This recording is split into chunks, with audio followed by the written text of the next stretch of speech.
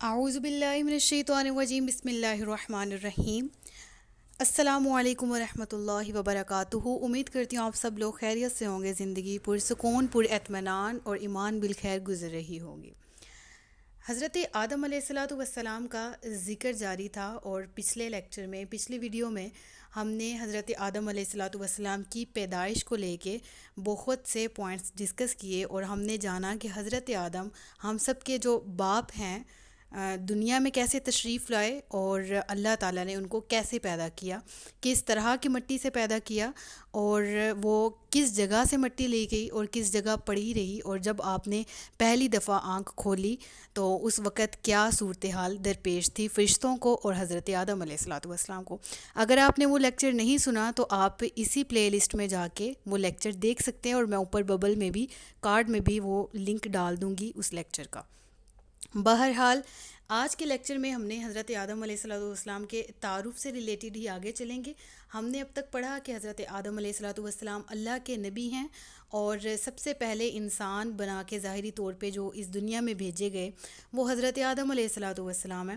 آج ہم سب سے پہلے ڈسکس کریں گے، یہاں سے واقعے کی ابتدا کریں گے کہ جب ان کو پیدا کر دیا گیا تو پھر اللہ تعالیٰ نے فرشتوں کو حکم دیا کہ وہ حضرت آدم علیہ السلام کے سامنے سجدہ کریں۔ اب یہ سب کے سب فرشتوں کو سجدہ کرنے کا حکم کیوں دیا گیا، جبکہ اللہ خود فرماتا ہے کہ سجدہ مجھے ہی کرو اور عبادت کے لائق ہی میں ہوں؟ تو دیکھیں جی، یہ سجدہ تعظیمی تھا، یعنی کہ تعظیمی سجدہ وہ ہوتا ہے جو پچھلی شریعتوں میں جائز تھا۔ حضرت یوسف علیہ السلام نے بھی جو خواب دیکھا، چاند اور ستارے اور سورج جو ہیں، وہ ستارے ان کے آگے جو ہے وہ سجدہ ریز ہیں، اور آپ یہ سارے کا سارا واقعہ، یہ سارے کا سارا خواب آپ نے جو ہے وہ اس کی حقیقت بھی جانی، تو یہ سارا بلونگ کرتا ہے کہ اس وقت تعظیمی سجدہ جائز تھا۔ لوگ اپنے والدین کو بھی سجدہ کرتے تھے، اپنے اساتذہ کو بھی سجدہ کرتے تھے، اور کسی بھی بعد پرسنالٹی کو اگر ہم ان کا ادب کرنا، شو کرنا چاہتے، جیسے آج کے دور میں ہم ہاتھ چوم لیتے ہیں، آج کے دور میں ہم دونوں ہاتھ باندھ کے سامنے کھڑے ہوتے ہیں، جیسے ہمارے آفس کا کوئی باس ہے، ہمارے استاد ہیں، کوئی بھی ہیں جس کا ہم رسپیکٹ جس کو کریں، جس کو شو کرنی ہو تو ہم اس کے سامنے ہاتھ باندھ کے بعد اب کھڑے ہو جاتے ہیں۔ تو پہلے دور میں تعظیمی سجدہ بھی جائز تھا، امت محمدی میں تعظیمی سجدہ ختم کر دیا گیا۔ ایون نبی کریم صلی اللہ علیہ وسلم نے بھی جو ہے وہ منع کیا، احادیث میں بھی اس کا ذکر ملتا ہے، اور قرآن مجید میں بھی بارہا اس چیز کا ذکر ہے کہ اللہ کے سوا کسی اور کو سجدہ نہیں کرنا، کوئی اور ذات اس قابل نہیں ہے کہ اس کے سامنے سر کو جھکایا جائے۔ بہرحال یہ سجدہ تعظیمی تھا، تو حضرت آدم جو ہے وہ ایک انسان مخلوق پیدا کی گئی تھی، اور اللہ تبارک و تعالیٰ نے چاہا تھا کہ انسان کی اہمیت جو ہے وہ فرشتوں کے سامنے واضح کی جائے، خاص طور پر نبی کی، اور اہمیت کی بیس کیا تھی؟ علم تھا۔ یہ علم ہی ہے جس نے انسان کو فرشتوں پر برتری دی، اور یہ علم ہی ہے جو کہ انسان کو زمین سے آسمان پر پہنچا دیتا ہے۔ تو بہرحال اللہ تبارک و تعالیٰ نے سورۃ البقرہ کی آیت تلاوت کرنے لگی ہوں میں۔ آیت نمبر ہے سورۃ البقرہ کی 34، جس میں اللہ فرماتا ہے وَإِذْ قُلْنَا لِلْمَلَائِكَةِ اسْجُدُوا لِآدَمَ فَسَجَدُوا إِلَّا إِبْلِيسَ أَبَىٰ وَاسْتَكْبَرَ وَكَانَ مِنَ الْكَافِرِينَ۔ اللہ فرماتے ہیں کہ جب اللہ نے اپنے خلیفہ کو بنا لیا، یعنی حضرت آدم علیہ السلام کو، تو پھر اللہ نے تمام چیزوں کے نام بھی ان کو سکھا دیے، ہر چیز کا علم بھی دے دیا، اور پھر فرشتوں کو کہا کہ تعظیمی سجدہ کریں، جس طرح کہ حضرت یوسف علیہ السلام کے سامنے آپ کے بھائیوں نے تعظیماً سجدہ کیا تھا، تو اسی طرح اس سے پہلے دور میں بھی یہ سب کچھ جائز تھا، لیکن ہماری شریعت میں اس کو حرام قرار دے دیا گیا۔ بہرحال عبادت کی غرض سے جو سجدہ ہے وہ صرف اللہ کے سوا کسی کے سامنے ہم نہیں کر سکتے، اور یہ ہماری شریعت میں جائز بھی نہیں رہا۔ بار بار آپ کو یہی ایکسپلین کر رہی ہوں، اس بات پہ میرا زور اسی وجہ سے ہے کہ بارہا اپنے کنسیپٹ کلیئر کریں، ٹھیک ہے؟ جھکنا کسی اور کے سامنے نہیں ہے خدا کے علاوہ۔ اب اب اس آیت سے ہم نے کیا دیکھا کہ اللہ تعالیٰ نے جب سجدے کا حکم دیا تو حضرت جبرائیل نے جو ہے وہ سب سے پہلے سجدہ کیا حضرت آدم علیہ الصلاۃ والسلام کے سامنے، پھر حضرت میکائیل علیہ الصلاۃ والسلام، پھر حضرت اسرافیل علیہ الصلاۃ والسلام، اور پھر حضرت عزرائیل علیہ الصلاۃ والسلام نے، اور پھر اس کے بعد تمام فرشتوں نے سجدے کیے، اور اسی لیے حضرت جبرائیل کو سب سے بڑا درجہ عطا کیا گیا کہ تمام انبیاء کرام علیہ الصلاۃ والسلام کی خدمت کے لیے جو وحی لانے کا عظیم کام ہے وہ حضرت جبرائیل کے سپرد کر دیا گیا تھا۔ اور اس سجدہ کروانے کے پیچھے جو ہے وہ اللہ کی حکمت یہ بھی تھی کہ حضرت جبرائیل علیہ الصلاۃ والسلام اللہ کے حکم سے نبی کریم صلی اللہ علیہ وآلہ وسلم کی قبر انور کی جگہ سے مٹی لے کر گئے، جہاں پر آج آپ کی قبر انور ہے اس جگہ سے مٹی لے کر گئے، اور پھر اسے ایک پاک پانی سے جو ہے آب تسنیم سے گوندا گیا، جنت کی نہروں میں اس مٹی کو گوتے دیے گئے اور زمینوں آسمانوں میں اس مٹی کو پھرایا گیا۔ پھر اسی وجہ سے حضرت آدم علیہ الصلاۃ والسلام سے پہلے ہی فرشتوں نے نبی کریم صلی اللہ علیہ وآلہ وسلم کو پہچان لیا تھا۔ پھر وہ جو مٹی بنائی گئی تھی اس مٹی کو حضرت آدم علیہ الصلاۃ والسلام کے جسم سے ملا دیا گیا تھا، اور نور محمدی صلی اللہ علیہ وآلہ وسلم سے حضرت آدم علیہ الصلاۃ والسلام کی پیشانی کو چمکا دیا گیا تھا۔ سبحان اللہ۔ یہ ریفرنس ہے جی اس کا مخلص تفسیر ہے ثعالبی، اور اس کی جو ہے جلد نمبر 1 اور صفحہ نمبر 25 پر یہ واقعہ مذکور ہے، اور اسی طرح تفسیر کبیر میں امام فخر الدین رازی رحمۃ اللہ تعالیٰ علیہ، یہ تفسیر کبیر کی جلد 2 صفحہ نمبر 455 میں یہ بات درج ہے کہ بے شک فرشتوں کو آدم علیہ الصلاۃ والسلام کو سجدہ کرنے کا حکم اسی لیے دیا گیا تھا کہ آپ کی پیشانی میں محمد صلی اللہ علیہ وآلہ وسلم کا نور رکھا گیا تھا۔ سبحان اللہ۔ سجدہ تعظیمی تھا، سجدہ عبادت کا نہیں تھا، تعظیمی سجدہ تھا، اور وہ اس دور میں جائز تھا۔ اور ایک اور بات میرے ذہن میں آ گئی اس واقعے کو لے کے کہ نبی کریم صلی اللہ علیہ وآلہ وسلم کی شان ایسی ہے کہ اس صورت نو میں جان آکھاں کہ جانے جہان آکھاں، سچ آکھاں تے رب دی میں شان آکھاں، جس شان تو شانہ سب بنیاں۔ سبحان اللہ۔ آگے ہے فرشتے کیا ہیں اور ان کی تعداد کتنی ہے۔ دیکھیں، فرشتے جو ہیں وہ نورانی مخلوق ہیں، اللہ تعالیٰ نے ان کو روشنی نور سے پیدا کیا ہے، اور ہر فرشتے کی اپنی اسپیشلٹیز ہیں، اپنی خصوصیات ہیں۔ کسی فرشتے کے پر بہت زیادہ ہیں، ہزاروں میں، کسی کے ہر ایک کی اپنی شان کے حوالے سے پروں کی تعداد بھی آتی ہے، اور ان کی جو ہے وہ اصلی تعداد جو ہے وہ اللہ تبارک و تعالیٰ ہی جانتا ہے، یا نبی کریم صلی اللہ علیہ وآلہ وسلم جن کو تمام زمین و آسمان کا علم عطا کر دیا گیا تھا۔ آپ تو جانتے ہیں، لیکن پھر بھی اس ایگزیکٹ تعداد کو جو ہے وہ قرآن و حدیث میں ثابت نہیں کیا گیا۔ علامہ رازی رحمۃ اللہ تعالیٰ علیہ فرماتے ہیں، انہوں نے ذکر کیا کہ فرشتوں کی تعداد تو بہت زیادہ ہے، کیونکہ نبی کریم صلی اللہ علیہ وآلہ وسلم نے بھی اس حوالے سے فرمان جو ہے وہ جاری کیا، اور یہ فرمایا کہ آسمانوں میں، مفہوم بتا رہی ہوں کہ آسمانوں میں ایک قدم کی جگہ بھی ایسی نہیں ہے کہ وہاں کوئی فرشتہ سجدہ یا رکوع نہ کر رہا ہو۔ سبحان اللہ۔ یعنی آپ اگر اندازاً یہ لگائیں کہ تمام انسان، جنات، حیوانات، پرندے، سارے آبی مخلوق جو پانی میں رہتی ہیں، یہ سب کے سب اکٹھے ہو جائیں تو روئے زمین کے مکین فرشتوں کا صرف 10واں حصہ ہیں۔ اللہ اکبر۔ یعنی ہماری باقی کی ساری مخلوقات اکٹھی کر لی جائیں تو صرف وہ فرشتے جو زمین پہ مقرر کیے ہوئے ہیں اللہ تعالیٰ نے، ان کے 10ویں حصے کے برابر آتے ہیں، یعنی اتنے کم ہیں ہم سب مخلوقات ملا کے۔ اللہ اکبر۔ تو اللہ نے کتنے فرشتے زمین پہ مبعوث کیے ہوں گے۔ پھر دوسرا، یہ سارے کے سارے، یعنی یہ فرشتے بھی انکلوڈ کر لیں اور ساری زمینی مخلوقات بھی انکلوڈ کر لیں، جمع کر لیں، شامل کر لیں، پھر ان سب کو جمع کر کے کمپیئر کیا جائے پہلے آسمان کے فرشتوں کے ساتھ، تو پہلے آسمان کے فرشتوں کا 10واں حصہ ہیں یہ سارے زمین کی مخلوقات، انکلوڈنگ ملائکہ، یعنی سارے فرشتوں کو جمع کر کے، سبحان اللہ، یعنی یہی سلسلہ آسمان کے بعد دوسرے آسمان اور پھر تیسرے آسمان تک جو ہے وہ جاری رہتا ہے، اور اسی سلسلے کی وجہ سے جو ہے وہ فرشتوں کی تعداد جو ہے وہ انکاؤنٹیبل ہے، ہم اس کو صحیح اندازہ نہیں لگا سکتے، صحیح سے نہیں ہم جان سکتے کہ اس قدر تعداد ہے۔ اس کا ریفرنس جو ہے وہ تفسیر کبیر ہی ہے، علامہ فخر الدین رازی رحمۃ اللہ تعالیٰ علیہ نے جلد دوم میں صفحہ نمبر 161 میں اس بات کو بیان کیا ہے۔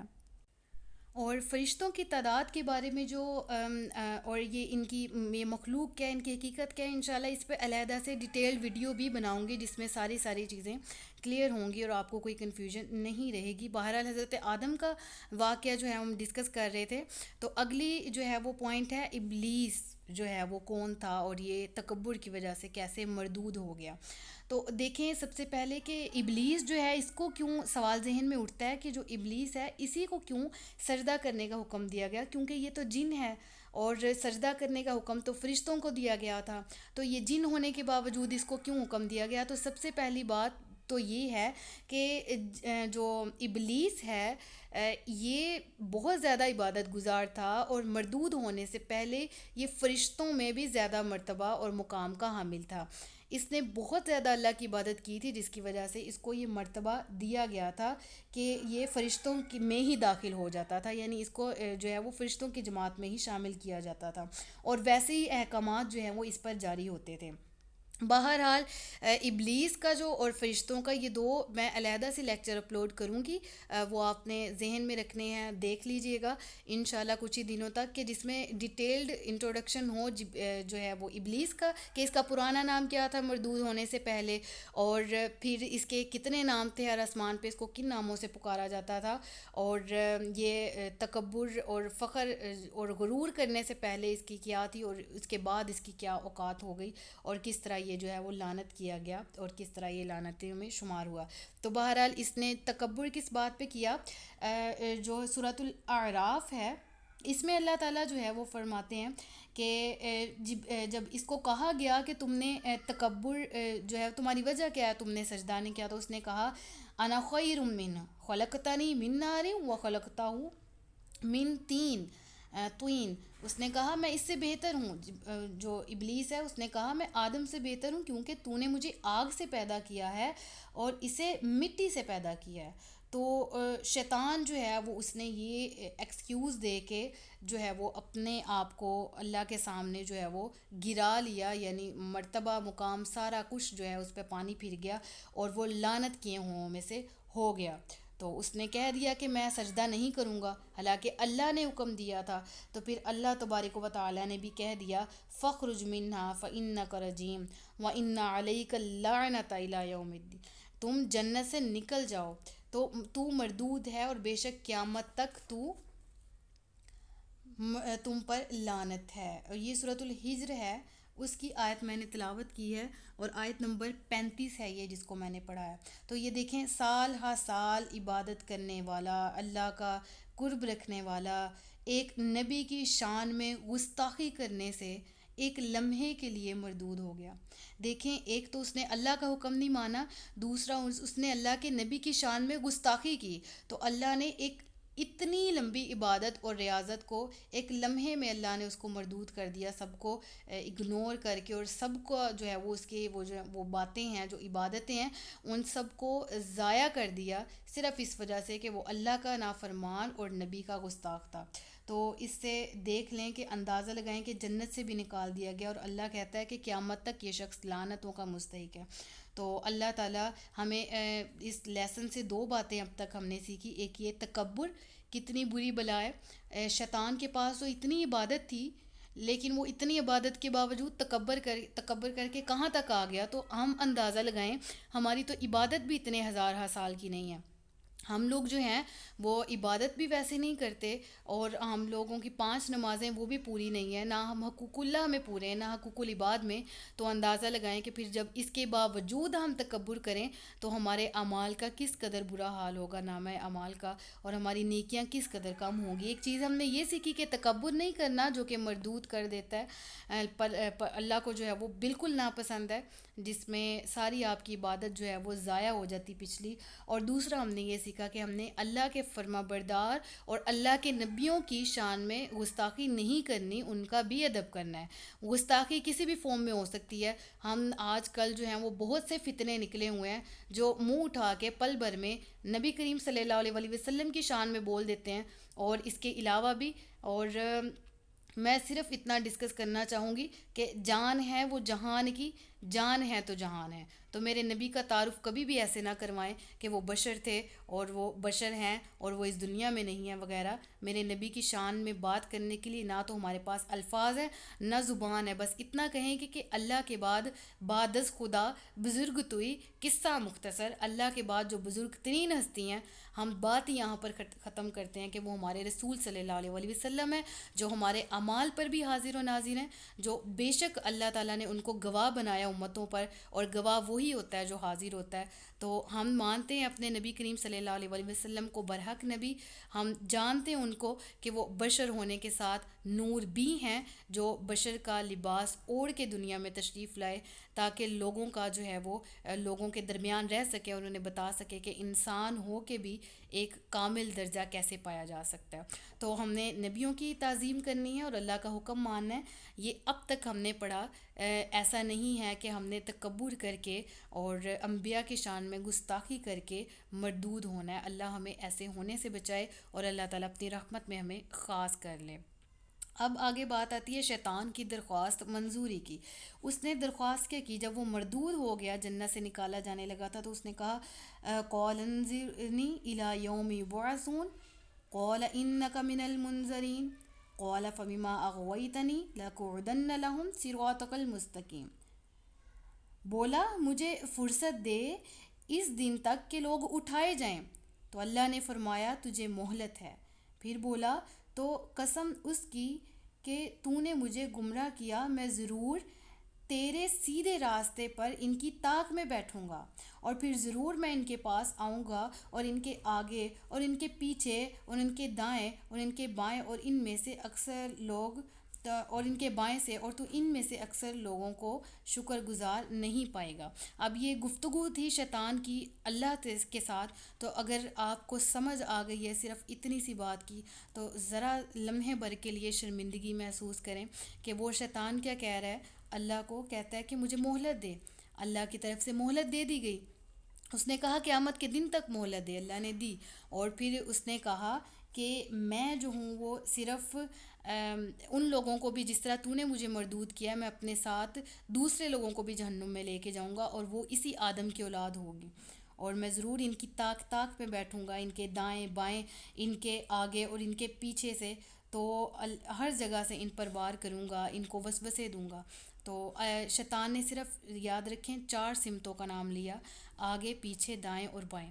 تو جو نیچے والا ہے اور اوپر والا سمت ہے اس کا ذکر کیوں نہیں کیا کہ جب انسان سجدہ کرتا ہے تو وہ جھک جاتا ہے اللہ کے سامنے، تو شیطان تب اس کا کچھ نہیں بگاڑ سکتا. اور دعا کا رستہ آسمان ہے، تو اگر ہم دعا کرتے ہیں اللہ سے شیطان کے وسوسوں سے بچنے کی، تو اس صورت میں بھی شیطان ہمارا کچھ نہیں بگاڑ سکتا. تو بہرحال یہ جو اب تک ہمیں بہکا رہا ہے، تو اوبویسلی اس کو مہلت دی ہے، اور اس کے پیچھے حکمت یہی ہے کہ اللہ دیکھے کہ کون ہم میں سے فرما بردار ہے اور کون شیطان کی باتوں میں آ جاتا ہے. اور یہ ساری کی ساری مہلت قیامت کے دن تک اس کو ملی ہے. اور ایک اور بات میں ایک اور روایت میں آپ کو بتاتی چلوں، یہ بھی ہے روح البیان میں. حضرت علامہ اسماعیل حق کی رحمۃ اللہ تعالیٰ علیہ نے روح البیان کی جلد 1 صفحہ نمبر 142 میں لکھا ہے کہ روایات میں آتا ہے کہ 1,00,000 سال کے بعد ابلیس کو جہنم سے نکال کر اور آدم علیہ الصلوۃ والسلام کو جنت سے نکال کر پھر ان سے کہا جائے گا کہ آدم کو سجدہ کرو، یہ اس وقت بھی انکار کرے گا اور پھر جہنم کی آگ میں ڈال دیا جائے گا۔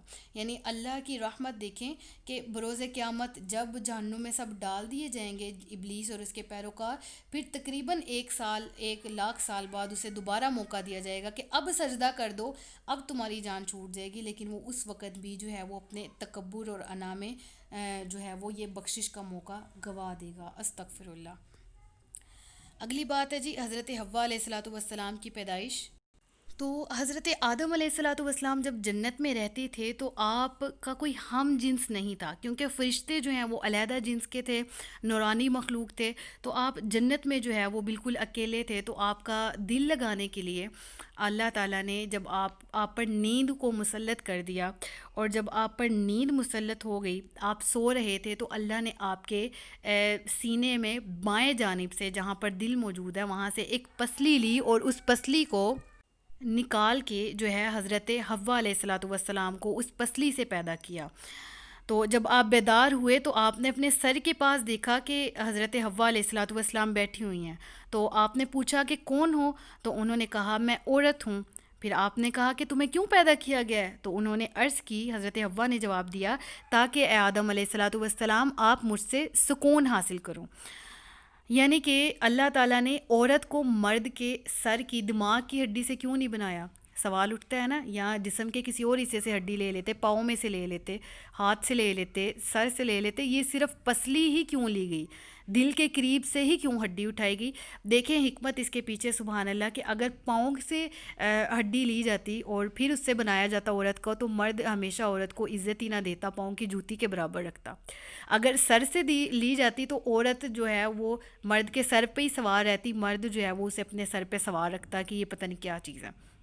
اسی لیے عورت کو دل کے قریب کی پسلی سے پیدا کیا گیا کہ عورت مرد کے دل پہ راج کرے، اور مرد جو ہے وہ عورت سے دل سے محبت کرے، نہ کہ ذاتی مفاد کی خاطر یا وغیرہ وغیرہ۔